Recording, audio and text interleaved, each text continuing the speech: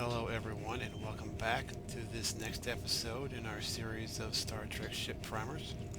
Today we'll be covering the important ships and space stations seen on the series Star Trek Deep Space Nine. We will begin with the titular space station, Deep Space Nine, which was jointly run by both the Bajorans and the Federation. The station was originally built by the Cardassians during their occupation of Bajor. It was used as an ore processing station under the name Terok Nor. At the beginning of the series, the first stable wormhole was discovered nearby, and the station was moved to the mouth of the wormhole and became a very important port in the affairs of the Alpha Quadrant. Deep Space Nine was initially equipped with 3 Danube-class runabouts, such as the USS Rio Grande. The runabouts were significantly larger than a shuttlecraft, although smaller than a standard-sized starship. However, they were large enough and had enough equipment to be considered officially a starship, indicated by their USS prefix in their name and their NCC registry. Little fun fact, all the runabouts in the Danube class were named for Earth rivers. As these threats, particularly from the Gamma Quadrant on the other side of the wormhole, began to grow, Starfleet decided that Deep Space Nine needed a stronger means of protection, at which point they were assigned the experimental USS Defiant, which eventually would be the first of the Defiant class. Unlike the Starfleet tradition of ships being equipped for scientific missions, the Defiant was created specifically for combat. In particular, the design was born out of their conflict with the Borg, in which much of Starfleet had been destroyed at Wolf 359. Commander Benjamin Sisko himself, prior to becoming the commanding officer of Deep Space Nine, was involved with the development of this starship.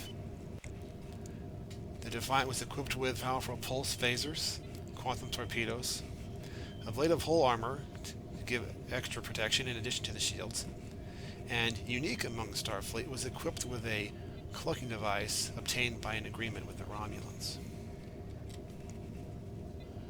The Defiant class was a very small starship. However, she did have some of her own support craft. First of all, there was the small Type 18 shuttle pod, capable of holding a couple of people, and the slightly larger Type 10 shuttlecraft, as you can see was launched from the ventral section of the Defiant. A key Starfleet facility in the region near Deep Space Nine was Starbase 375.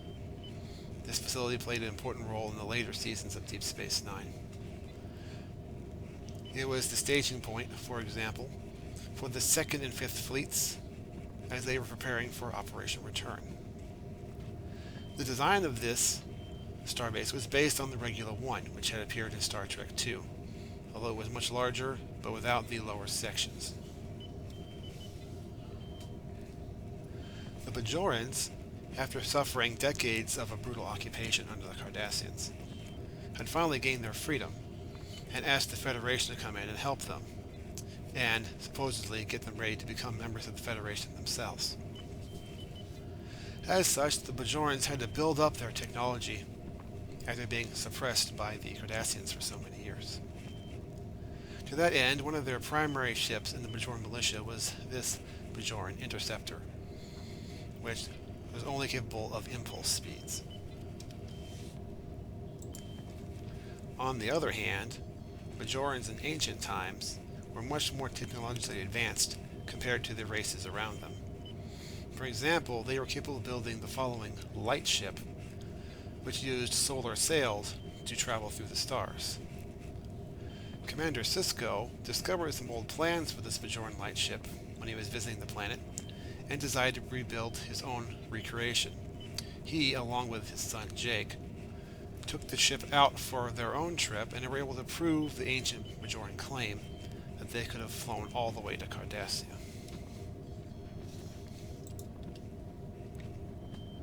The Klingons, sometimes friends and sometimes foe, had a new, larger warship called the Degwar class, originally appearing in the final episode of The Next Generation in an alternate future.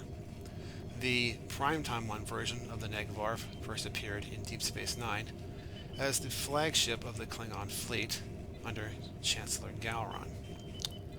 Also, this ship appeared in the Mirror universe, where it was commanded by Regent Worf. We saw in The Next Generation how the Ferengi were devoted to profit with their large Ferengi marauders. However, they also had a number of smaller shuttles, which were the preferred mode of transport for Ferengi businessmen, such as Quark's treasure, seen here. They were very small vessels, and on at least one occasion have been known to be mistaken for weather balloons. The Cardassians, having been introduced in The Next Generation, became a very key part of Deep Space Nine. Their Galar-class warship, as seen previously, was the mainstay of their fleet. However, they also had a larger version with some modifications called the Kelvin class. This latter warship was known to be used by the Obsidian Order, the elite Cardassian intelligence agency. The Cardassians were also known to use a smaller patrol ship called the Hideki class. It could be used as a scout ship and also participated in fleet battles during the war. A little fun fact, it was a Hideki class ship that helped initiate another classic O'Brien Must Suffer episode when he was framed by the Cardassians. A major new threat for the Alpha Quadrant to emerge from the wormhole was the Dominion, whose soldiers were referred to as the Jem'Hadar. Attack ships like this one were small but powerful, and they formed the bulk of the Dominion fleet. The Jem'Hadar also had larger capital ships, such as this battle cruiser, which was comparable in size to a Galaxy-class starship. Another alien species shrouded in mystery was the Breen, mentioned from time to time on TNG, but not seen until the middle or end of Deep Space Nine. The Breen supposedly come from an icy planet and were never seen without their refrigeration suits. This Breen warship was equipped with a mysterious energy dampening weapon that proved to be devastating. And an important fact, never turn your back on a Breen. This brings us to the end of our Deep Space Nine primer. I thank you for joining us. If you're interested, please join us next time as we do our Voyager ship primer. Until then, I hope you have a blessed day.